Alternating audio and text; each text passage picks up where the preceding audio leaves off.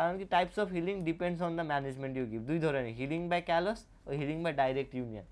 Healing by ক্যালাসের নাম হচ্ছে ইনডাইরেক্ট হিলিং, ওই হিলিং বাই এটা ডাইরেক্ট ইউনিয়ন হচ্ছে ডাইরেক্ট হিলিং, ঠিক আছে? তো এটার পার্থক্যটা কি? ডাইরেক্ট হিলিং আর ইনডাইরেক্ট হিলিং যে ক্যালাস ফর্মেশন একটাতে হবে, হ্যাঁ, ইনডাইরেক্টে ক্যালাস হবে ও ডাইরেক্টে ক্যালাস হবে না, রাইট? এখন আমি বুঝাচ্ছি ক্যালাসটা কি। ক্যালাসটা হচ্ছে তোমার দুইটা বোন আছে এখানে, ঠিক আছে? কই গেল, এখানে তোমার বোন আছে, ভেঙে গেল, ভেঙে যাওয়ার পর তো একটু ব্লিডিং হবে না, রাইট? তো এখানে ফার্স্ট স্টেজটা হচ্ছে স্টেজ অফ টিস্যু ডিস্ট্রাকশনে হেমাটোমা হবে, রক্ত জমবে, হেমাটোমা হবে। তারপর this blood, this dead tissue, এটা তো রিমুভ করতে হবে, ফাঁকা জায়গায় ডেড টিস্যু থাকলে তো হবে না। তখন একটু পর কি ইনফ্লামেশন, সেলুলার, এখানে ইনফ্লামেশন হইলে ইনফ্লামেশনে কি হয়, ভ্যাসোডাইলেশন হয়ে যায় না? প্যাথোলজিতে পড়ছো না? ভ্যাসোডাইলেশন হয়, ভ্যাসোডাইলেশন হইলে এখানে ম্যাক্রোফেজ আছে, ওইগুলা এখানে আসবে না, কারণ কি ভ্যাসোডাইলেশন হলে যে পোরগুলা বেড়ে যাবে, ক্যাপিলারিদের ইনক্রিজ ক্যাপিলারি প্রেসার, হ্যাঁ, তো পোর আছে না, পারমিবিলিটি বেড়লে ডব্লিউবিসি চলে আসবে। ডব্লিউবিসি এর কাজ কি, এখানে যেগুলা মরা টিস্যু আছে, ডেড আরবিসি আছে, ম্যাক্রোফেজ সবগুলা খেয়ে ফেলবে, রাইট? তো ইনফ্লামেশন হবে, হ্যাঁ, ইনফ্লামেশন হইলে সবগুলা ফাঁকা করবে। এখন ক্যালাস ফর্মেশন হবে। ক্যালাস ফর্মেশন হচ্ছে আশেপাশে যে অ্যাভাইলেবল বোন আছে, রাইট? তো বোনে পেরিওস্টেম আছে না, ওস্টিওব্লাস্টগুলো আছে না, ওখান থেকে যে স্টেম সেলগুলো এখানে চলে আসবে, যে এখন ফাঁকা জায়গাতে, ঠিক আছে?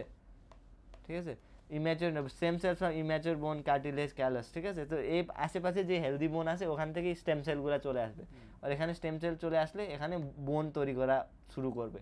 না, this immature bone that is form by the osteoblast, that is called callus, আর this bone is very week.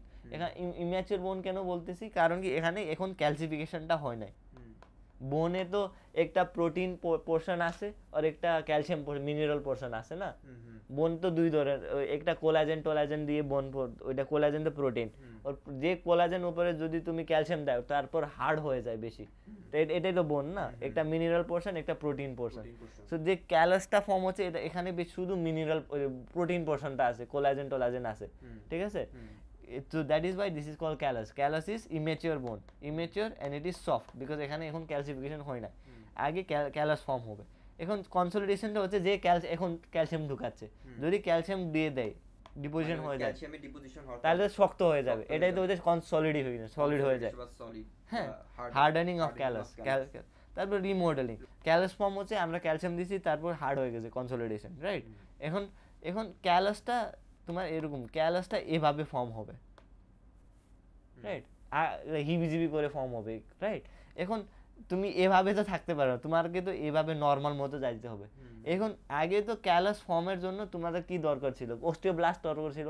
এখন বেশি এক্সট্রা বোন ফর্ম হয়ে গেল না, এই সাইড তো এক্সট্রা না, এখানে তো রিমুভ করতে হবে না, শেপ করতে হবে না। এখন যে প্রসেসটা, এই সাইডের এক্সট্রা বোনটা রিমুভ করা, এইটারটা হচ্ছে রিমডেলিং।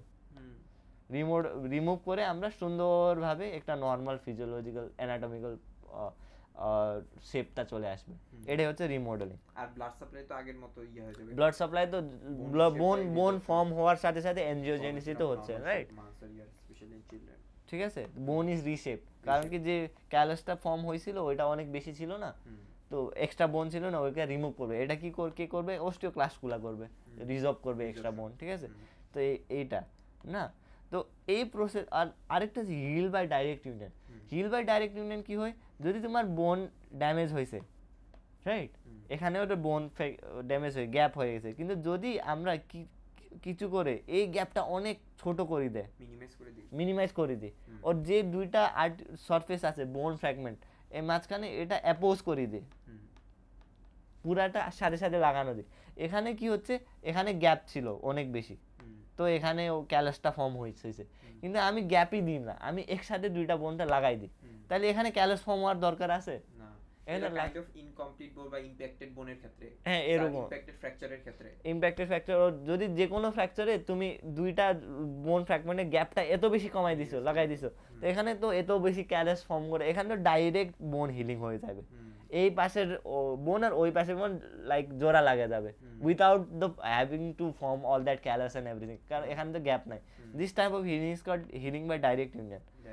এখানে অ্যাবসোলিউট ইমোবিলিটি, এখানে ক্যালাস ফর্ম হবে না, কারণ এখানে গ্যাপ নাই, ক্যালাসের দরকার নাই, রাইট। এটার জন্য আমাদেরকে একটা জিনিস লাগবে, অ্যাবসোলিউট ইমোবিলিটি লাগবে, রাইট। অ্যাবসোলিউট ইমোবিলিটি যদি এখানে লাগাইছো, এখন লাগানোর পর একটুও নাড়াচাড়া হইতে হবে না, কি কারণ কি এটা তো ওটা তো অলরেডি হয়ে গেছে, হ্যাঁ আবার ফিক্স হয়ে গেছে। এটা ফিক্স হওয়ার জন্য এটা ক্যালাস ছাড়া হিল হওয়ার জন্য তো আমাদেরকে সবসময় ফিক্স রাখতে হবে, রাইট। এখন নাড়াচাড়া করতেছে, ভালোভাবে হিলিং হবে না, এটার জন্য আমাদেরকে অ্যাবসোলিউট ইমোবিলিটি, নট কমপ্লায়েন্স। হ্যাঁ, এখন এটার জন্য এটার মিনিং হচ্ছে এটা প্লাস্টার দিয়ে হবে না। আচ্ছা, এটা তাহলে কি ফিক্সেশনে যে ইন্টারনাল ফিক্সেশন করতে হয়, সার্জিক্যালি তোমাকে দুইটা বোনকে লাগাইতে হবে, দিতে হবে। কেন এটা যদি আমরা প্লাস্টার করে পেশেন্টকে বলে নাড়াচাড়া করা যাবে না? এখন প্লাস্টার করে নাড়াচাড়া করা যাবে না এটা, কিন্তু প্লাস্টার তো 100% সার্জিক্যালি ফিক্সেশন না, প্লাস্টারে তো তুমি মাসলটা মুভ করবে একটু একটু। অ্যাবসোলিউট ইমোবিলিটি কি পেশেন্ট 6 মাসের জন্য একটুও নাড়াবে না এরকম হয়? ওইটা তো পারফেক্ট হয় না, একটু নাড়ালেও তো এটা অনেক ডেলিকেট প্রসেস না।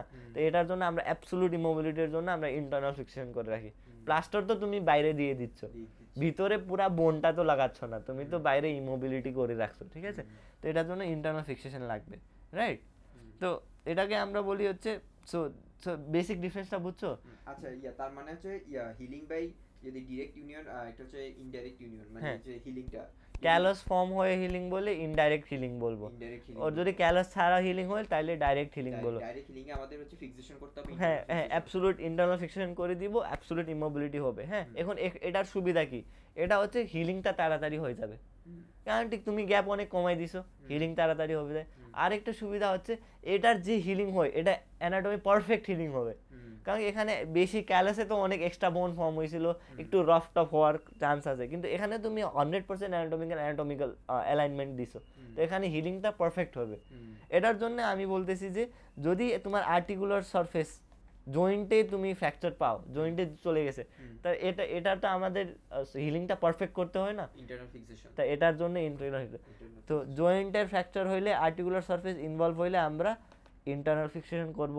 কেন করব? কারণ কি এখানে আমরা ডাইরেক্ট হিলিং এর দরকার। কারণ কেন ডাইরেক্ট হিলিং এর দরকার? কারণ কি ডাইরেক্ট হিলিং হইলে তোমার অ্যানাটমিক্যালটা কোনো এক্সট্রা রফ টফ কিছু স্মুথ হবে হিলিং, এটার জন্য। কারণ কি জয়েন্টে যদি তুমি হিল হয়েছে, ক্যালাস ফর্ম হয়েছে, জয়েন্ট যদি তোমার, আমি যে একটু ইমাজিন করো দুইটা জয়েন্ট আছে, তুমি ক্যালাস হয়ে হিল করছো, জয়েন্টে হিল তো হয়েছে কিন্তু একটু ইরেগুলার হয়ে হিল হয়েছে, ইরেগুলার হলে জয়েন্টটা এরকম ফ্রিকশন হবে না, এখন তুমি হাঁটতে পারবা ভালোভাবে?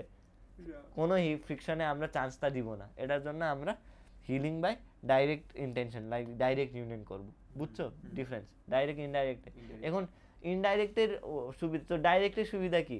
এটা তাড়াতাড়ি হয়, ডাইরেক্ট হচ্ছে আমার একদম তাড়াতাড়ি আর পারফেক্ট ইউনিয়ন হয়, এখানে কোনো রফ এজেস থাকে না, কারণ এখানে ক্যালাস ফর্ম হচ্ছে না।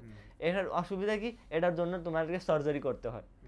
এইটার কোশ্চেনটা কি, যে এটা ইউনিয়ন আর কনসলিডেশনের, এই যে একটা দিছে যে union versus consolidation, union versus consolidation, soft callus incompletely, hard callus completely, এটা একটু পরে আসি। হ্যাঁ, এটা তোমাদের এখন দরকার নাই, তোমার দরকার হচ্ছে এটা, মানে অ্যাডভান্টেজ অফ ইনডাইরেক্ট হিলিং। হ্যাঁ, আমি বুঝার জন্য বলতেছি আর কি।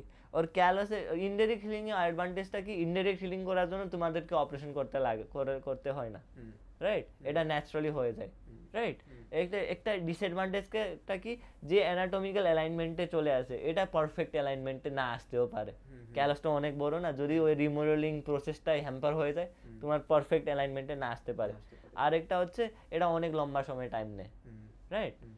রাইট, কারণ কি যে অনেকগুলা স্টেপ আছে না, হ্যাঁ, ডিলেড হইলে সময়টা বেশি লাগে, মানে 6 সপ্তাহ 12 সপ্তাহ লাগতে পারে, কিন্তু যদি তুমি ডাইরেক্ট ইউনিয়ন করে দাও ওইটা তাড়াতাড়ি হয়ে যায়, কারণ গ্যাপ নাই, তো এটাই।